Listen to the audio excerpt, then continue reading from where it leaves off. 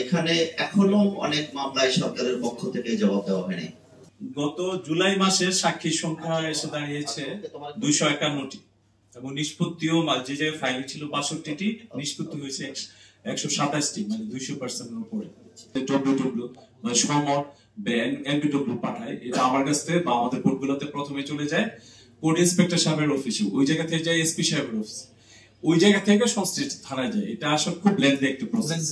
তা আমি যদি এরকম থাকে প্রতিটি থানায় একটা হোয়াটসঅ্যাপ নাম্বার ডেডিকেটেড থাকে, যে নাম্বারে আমি আমার এমবিডব্লিউ বা সমনগুলো আমি পাঠিয়ে দিতে পারি, সেক্ষেত্রে আমি মনে হয় খুব সহজেই মানে উইদিন 1 মিনিটস আমি একটা সমন পাঠিয়ে দিতে পারতেছি। যে অনেক ক্ষেত্রে দেখে যে একজন পুলিশ কর্মকর্তা যিনি আইও হিসেবে কাজ করেন, উনি ফিজিক্যালি এসে একটা দরখাস্ত কিন্তু কোর্টে দিতে হয়, যখন আসামির সাথে আনতে হয় না। সেক্ষেত্রেও যদি অনলাইনের ব্যবস্থা থাকে, এবং এই যে যদি আমাদের সবাই কিন্তু প্রিন্ট করার একটা ব্যবস্থা আছে, সবাই কিন্তু কোর্ট ইন্সপেক্টর প্রিন্ট করার একটা সুযোগ আছে, আমার কোর্টে আছে।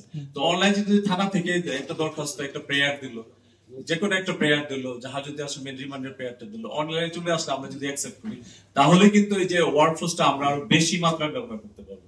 4 মাস 4.5 মাস ধরে আছি, মানে এখানে ভালো নিয়েই মনে হয় যে আমাকে রাত দিন ঘুমাইতে যায় না। মানে এটা কি অবস্থা? আমি যে তদন্ত করব, মানুষকে যে সেবা দিব, মানুষে যে আমার কাছে আসবে, আমি এই মামলা বা এই অন্যান্য বিষয়গুলো যে দেখবো, সেই সুযোগটা আসলে সত্যি করে পাই না। আশা করি এই বিচার কাজ ত্বরান্বিত করার জন্য যা যা করা প্রয়োজন আমি পুলিশ সুপার হিসেবে অবশ্যই করব।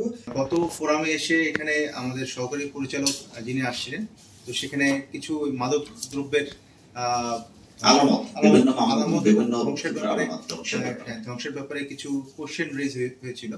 সেখানে বেসিক্যালি আমরা যেটা করি, আমরা যখন কিনা মাদকদ্রব্য মিসক্রিয়েন্ট সহ আসামি সহ যখন আমরা ধরি, তখন কিন্তু জব্দকৃত মালামাল এবং আসামি দুটাই কিন্তু থানায় দিতে হয়। মালিকবিহীন অবস্থায় যে মাদকদ্রব্যগুলো ধরা হয়, সেখানে কিন্তু আমরা সেটি কিন্তু একটা জব্দ তালিকা আমরা প্রস্তুত করি, এবং সেটি কিন্তু আমরা মাদকদ্রব্য অধিদপ্তরের সাথে আমরা কিন্তু আমাদের ওই পুরো সিজার ফর্মটা আমরা পাঠিয়ে দিই। বিসিবি আইনে বলা আছে যে যে ক্ষেত্রে যে আলামত যে ডিপার্টমেন্টে, সেই ডিপার্টমেন্টে আপনারা জমা দিবেন। তবে যেহেতু অফেন্স হয়েছে, এটা একটা পরিত্যক্ত অবস্থায় হোক, একটা মাদক একটা অফেন্স হয়েছে, এটা আমার মনে হয় ওই যে মাদকদ্রব্য নিয়ন্ত্রণ অধিদপ্তরের কোনো অফিসিয়াল কোনো তারা জিডি নিতে পারে না, এখানে তদন্ত করতে পারে না। এটার মূল দায়িত্ব হচ্ছে থানা। আসলে 164 এর প্রেয়ার আসার পরও আমি যখন কোনো ম্যাজিস্ট্রেটকে অ্যাসাইন করি, এক্ষেত্রে কিন্তু ওই ম্যাজিস্ট্রেট আসামিকে 3 ঘন্টা সময় দিতে হয় চিন্তা ভাবনা করার জন্য আর কি। তো মাঝে মাঝে একটু বিলম্ব হয়, তো এই বিলম্বটা আমরা যাতে কমিয়ে আনতে পারি সেদিকে আমরা একটু খেয়াল রাখবো। সরকারি সম্পত্তি যদি অন্য কেউ দাবি করে বা অনেকে যদি সরকারি সম্পত্তির দখল থাকে, ভূমি অপরাধ এবং প্রতিকার আইনে কিন্তু প্রতিকার পাওয়ার সুযোগ আছে। কিন্তু এক্ষেত্রে আপনার সরকারকে কিন্তু একটা মামলা দায়ের করতে হবে, কমপ্লেইন্ট আকারে একটা মামলা দায়ের করতে হবে।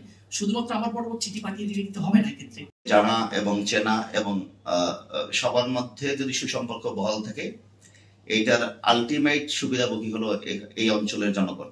আমাদের নিজ নিজ দায়িত্ব সুচারুরূপে পালন করি, সেটার মূল মানে উপকারভোগী হবে এই অঞ্চলের জনসাধারণ, সুনামগঞ্জের জনসাধারণ।